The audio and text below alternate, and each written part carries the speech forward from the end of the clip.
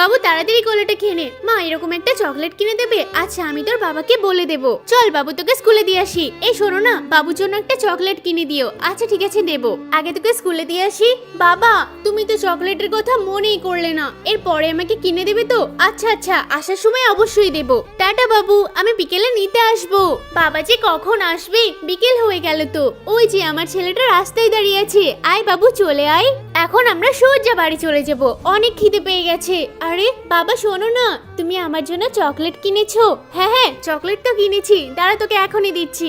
এই নে বাবু তোর চকলেট। আরে এত ছোট চকলেট, আমি খাবোই না চকলেটটা। আরে বাবু তুই চকলেটটা ফেলে দিলি?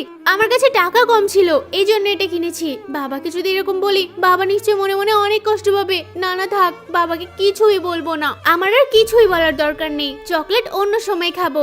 এই বাবু চলে যাচ্ছিস যে, চকলেটটা নিবি না? এই যে তোর কিটক্যাট। তোমার মনে আছে? থ্যাংক ইউ বাবা।